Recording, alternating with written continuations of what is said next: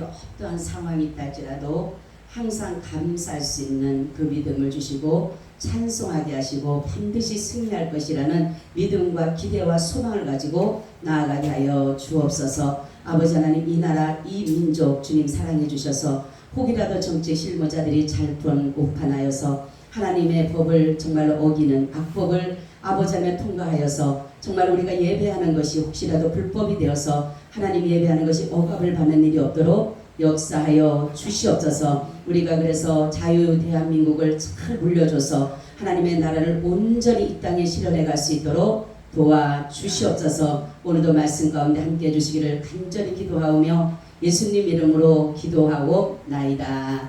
아멘. 우리 인사 나눕니다. 예수님 덕분에 살만 납니다. 예수님 덕분에 신바람 납니다. 예수님 한 분으로 만족합니다. 예수님 채우세요.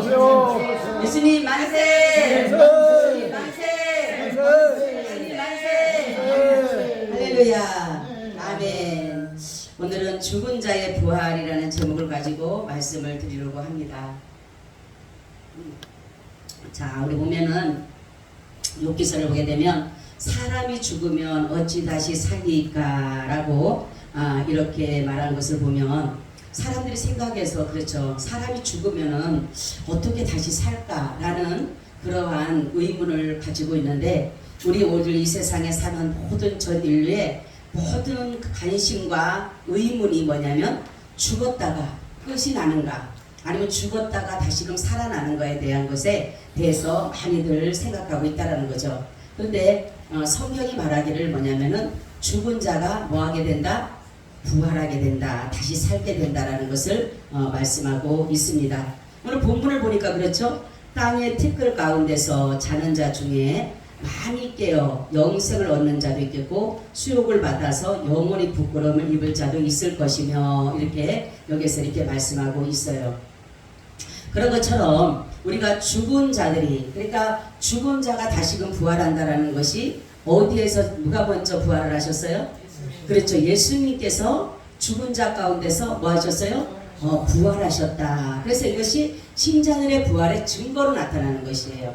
만약에 예수님이 부활하지 않으셨다면 우리에게 아무리 부활을 얘기한다 하더라도 우리는 거기에 대한 것들에 어떤 보증이나 증거가 없기 때문에 믿지 못하지만은 바로 예수님께서 자신이 육체적 정말로 죽음을 통해서 다시금 부활한 것을 보면서 이것이 바로 우리에게 주시는 의문이 아니라 이제는 정말로 이제 죽은 자가 살아난다라는 것을 예수 그리스도의 부활을 통해서 우리도 믿게 된다라는 것을 여기서 이렇게 말씀하고 있어요. 자, 그래서 우리가 볼 때는 죽은 자들이 이전에 살았던 동일한 몸으로 다시 살아나게 될까요? 죽은 자들이 이전에 살았던 그 동일한 몸으로 다시 살까요? 동일한 몸은 아닌데 변화된. 그러니까 하나님이 이제는 우리 지금 이 육체는 뭐예요? 죽어요. 그죠? 이 육체는 썩어지게 되고 죽게 되지만 이제는 다시금 입혀지는 몸은 영원히 뭐예요? 죽지 않는 것이다. 썩지 않는 것이다. 그래서 정말로 이런 것들이 바로 뭐냐면 다시금 신령한 몸으로 우리가 뭐한다? 부활하게 된다라는 것을 여기서 이렇게 말씀하고 있어요. 그럼 우리의 부활을 어디에 근거 두고 있는 것이에요? 그렇죠. 예수님의 부활을 통해서 이렇게 말씀하고 있다라는 거죠. 우리 고린도전서 6장 14절을 한번 누가 찾아보세요. 6장 14절.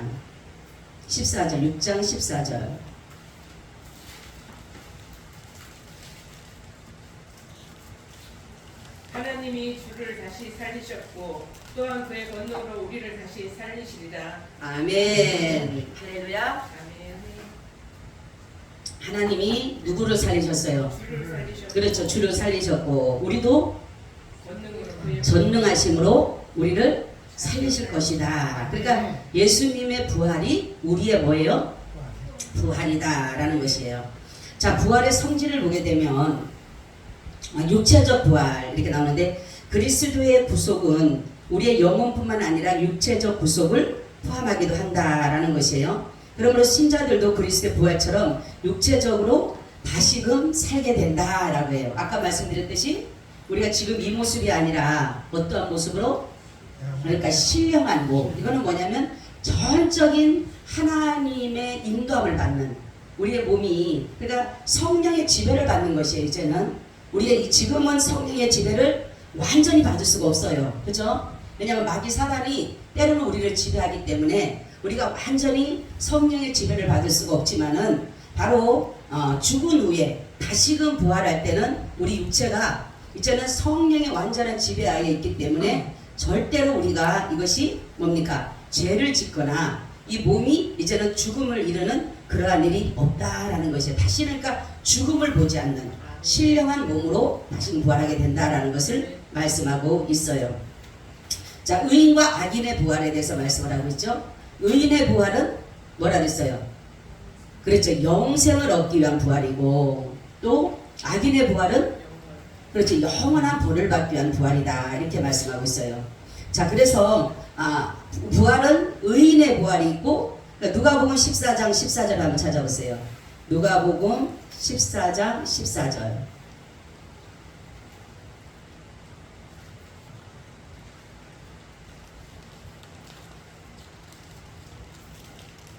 그리하면 너희가 갚을 것이 없는 고로 내게 복이 되리니 이는 의인들의 부활 시에 내가 갚음을 받겠습니다 하시더라. 아멘. 자, 그러니까 예수 그리스도께서 이미 모든 것들을 우리 앞에 모든 것을 갚아주셨기 때문에 우리는 어떠한 것으로 되는 것이 아니라 의인의 부활이요, 이제는 우리가 생명의 부활로 다시금 태어나게 된다라는 것이에요. 그러니까 불신자들은 요한복음 5장 29절을 보세요. 어떤 부활로 나타나는지. 요한복음 5장 29절.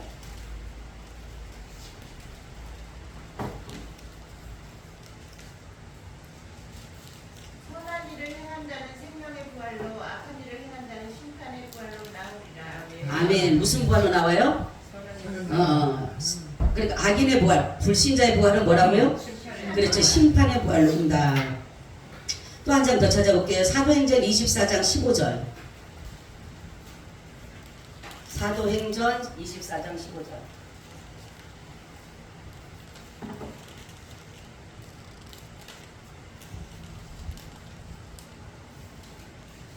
저희의 기다리는 바 하나님께 향한 소망을 나도 가졌으니 곧 의인과 악인의 부활이 있으리라 합니다.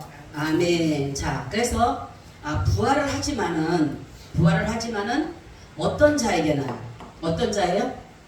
어떤 신자에게는, 신자와 불신자가 있는데 신자에게는 어떤 부활이에요? 의인의 부활이며 무슨 부활이라고 했어요? 생명의 부활이다 이렇게 말씀했어요. 그리고 불신자의 부활은 악인의 부활. 그리고 악인의 부활이고 무슨 부활이에요? 심판. 그렇죠. 심판의 부활이다. 이렇게 여기서 이렇게 말씀하고 있어요. 그래서 여기서 말씀하는 것을 보면은 우리는 예수 그리스도를 통해서 이제는 우리가 의인이 됐어요. 그죠? 예수를 믿음으로 말미암아 의인이 됐고, 불신자들은 악인이 그대로 남아 있는 거예요. 그죠? 악인에 대한 것이 그대로 남아 있는데 우리도 악인이었지만, 우리도 본래는 악인이었지만은 예수 그리스도와 우리가 접붙임을 입고 예수 그리스도 안의 삶으로 인해서 우리가 의인이 됐기 때문에 우리는 의인의 부활을 하게 된다는 거예요. 아멘. 근데 믿지 않는 사람, 불신자들은 자기가 그냥 악인으로서 아직 죄가 그대로 있는 것이에요. 그렇기 때문에 이 사람들은 악인의 부활을 받게 되고 심판의 부활을 받게 되는 것이다 라는 것을 여기서 이렇게 말씀하고 있습니다. 그래서 하나님께서 의인의 부활은 영생을 가져다 주고, 또 심판의 부활, 악인의 부활은 뭐를 해준다고요? 영원한 벌을 갖게 된다라는 것이에요. 자, 그래서 두 종류를 보게 되면 생명의 부활, 의인의 부활이고, 심판의 부활은 무슨 부활이에요? 악인의 부활이다. 이렇게 나누어지게 된다라는 것이에요. 우리 신자들이 이제 몸이 어떻게 된다 그랬어요? 몸이 신령한 몸. 이 신령한 몸이 어떤 몸이라 했어요? 그렇지. 썩지도 않고 죽지도 않고 또 그렇죠. 새하지도 않고 성령의 그렇죠. 완전한 지배 아래 있게 된다. 그러니까 죄를 지을 수 있어요? 없어요? 그렇죠. 죄를 지을 수 없는 거예요. 그러니까 우리가 성령 보면은 너희가 성령 충만하라 그러잖아. 그죠?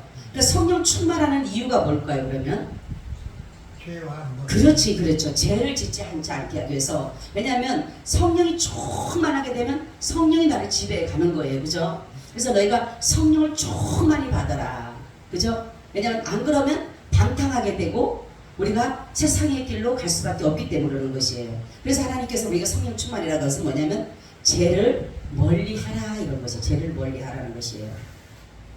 자, 그래서 우리는 바로 이제는 우리의 몸이 지금은 우리가 죄를 지을 수 있는 모든 것이 돼요. 그죠? 지금 우리 몸이 죄를 지을 수 있어요. 근데 바로 부활 때는, 죽은 자의 부활 때는 이제 이 몸이 죄를 지을 수 있는 것이 하나도 없는 거예요. 그래서 하나님이 이것을 우리에게 신령한 몸이다라고 이렇게 말씀하고 있어요. 자, 부활의 시기는 언제일까? 그러면은 부활은 언제 일어난다 그랬어요? 네? 예수님의 그렇죠, 재림이다 그랬죠. 그러니까 세계 종말, 그리스도의 재림을 말하는 것인데, 그리스도 안에 있던 사람들이 이제 되살아남으로 인해서, 그러니까 먼저 첫째 부활이 있어요, 그죠? 부활이 먼저, 그러니까 죽은 자들이 먼저 일어나게 되는 거예요. 그래서 죽은 자들이 먼저 일어나서 예수님께서 그 먼저 죽은 자들을 부활을 해서 이 땅에 오시는 거예요. 예수님이, 그죠? 예수님이 오시고 여기에 살아남은 자들은, 예수님을 믿는 사람들은 뭐를 해요? 뭐를 하죠? 휴거를 하죠, 휴거. 그죠? 하나님 앞에 들림을 받는 거죠. 그러니까 들림을 받게 되고, 그래서 여기에서 다스리는 사람은 누가 다스려? 그러면은 그리스도와 그의 성도들이 여기서 다스리게 되는 것이에요. 여기서. 그렇기 때문에 그들이 여기에서 예수 그리스도와 같이 왕노릇하게 되는 것이다 라는 것을 여기서 이렇게 말씀하고 있어요. 자, 그래서 성도의 부활은 의인의 부활이다, 이런 것들을 다시 한번 여러분들이 생각해 가시기를 바랍니다.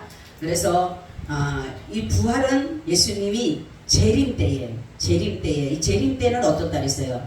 이 날이 어떻게 보면은 세상 종말, 마지막 날이에요. 마지막. 그리고 최종 심판만이 있는 그러한 날이 바로 예수님이 재림이다라는 것이에요.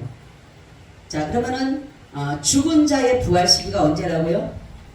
부활이 언제 한다고? 죽은 자들이 예수님의 그렇죠, 재림시에 하게 된다라는 것을 여기서 말씀하고 있어요. 그리고 그리스도의 재림시에 살아남은 사람들의 경우는 어떻게 된다 했어요?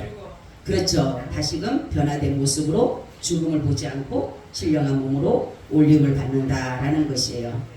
자, 부활의 특색이 아까 말씀드렸던 것처럼 우리의 몸이 어떻게 된다고요?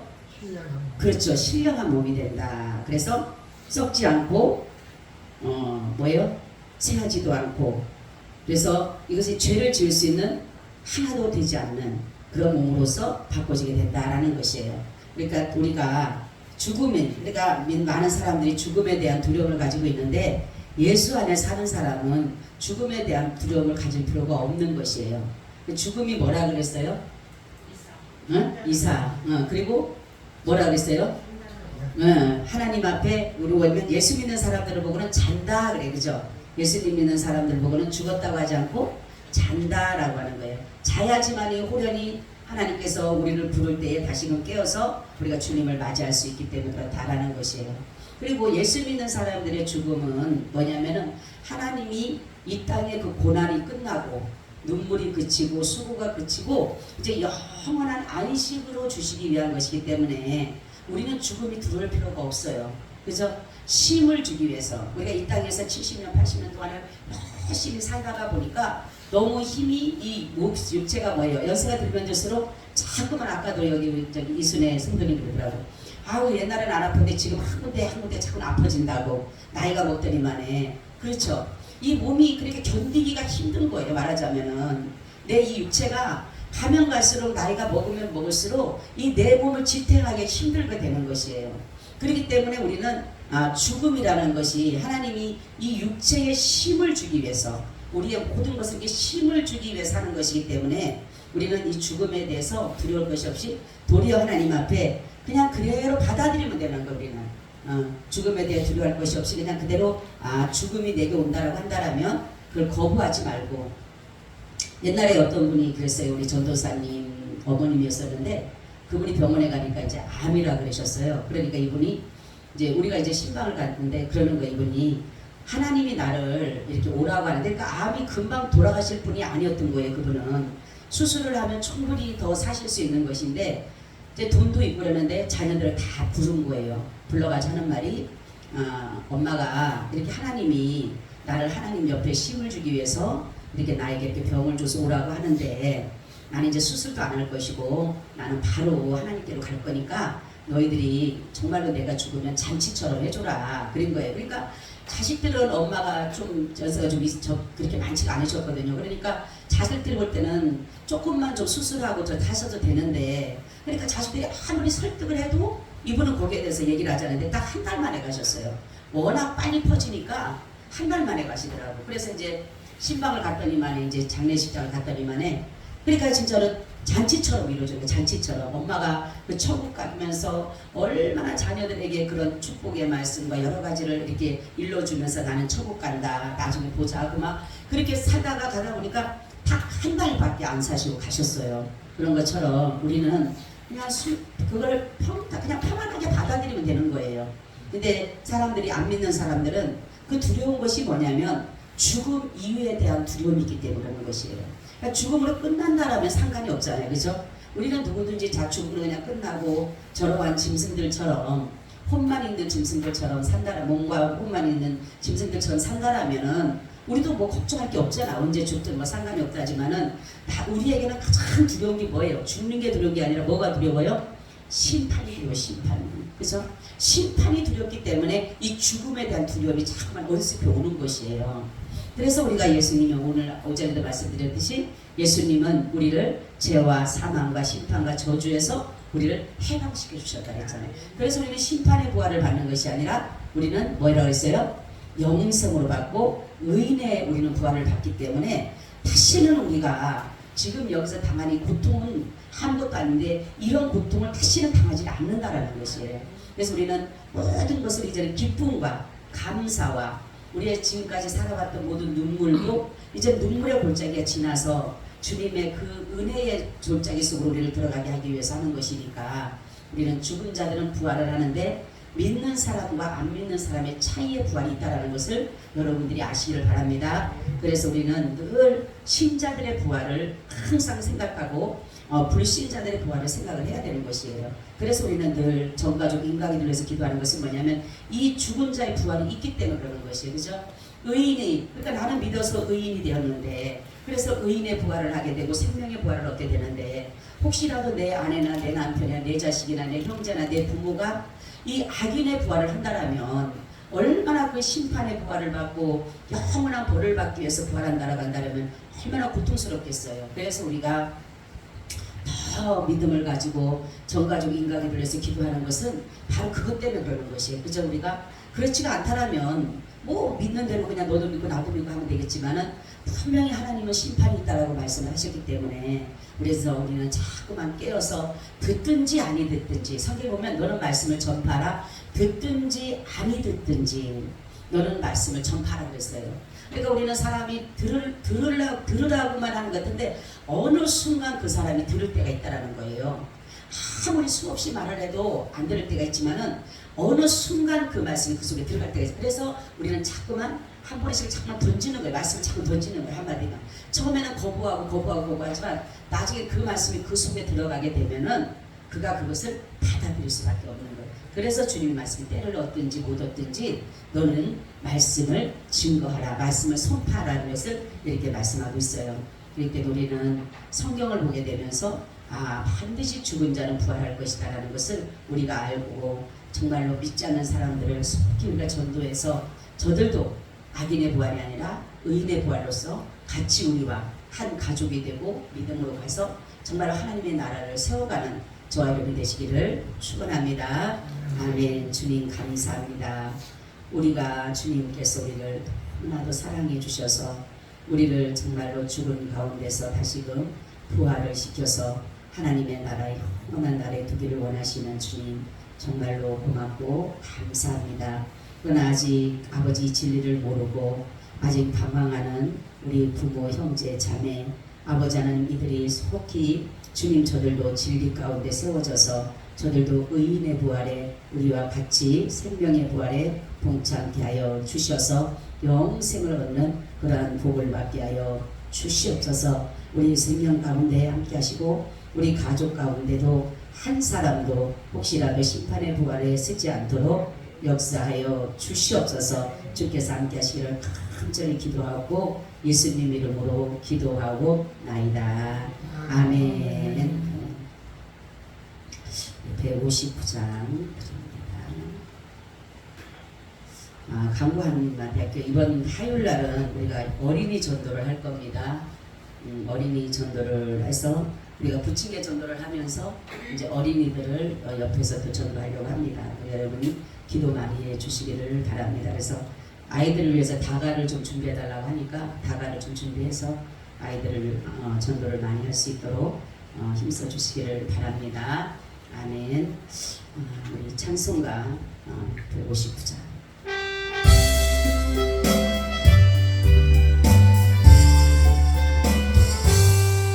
할렐루야 우리 예수 부활 승천하시네. 세상 사람 찬양하니 천사와 다 파도라. 구주 예수 부활하사 사망 권세 이겼네. 구주 예수 부활하사 사망 권세 이겼네. 할렐루야 우리 예수 왕의 왕이 되시고 우리들의 중보 대신 성령 증거하시네. 구주 예수 부활하사 처음 열매 되셨네. 구주 예수 부활하사 처음 열매 되셨네. 할렐루야 우리 예수 응답기가 없도다. 무덤 속에 있는 죄는 주가 일으키시네. 구주 예수 부활하사 영광 주러 오시네. 구주 예수 부활하사 영광 주러 오시네. 아멘.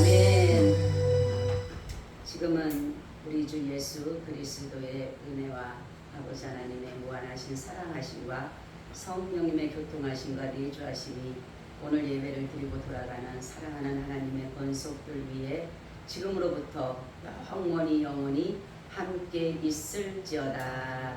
아멘.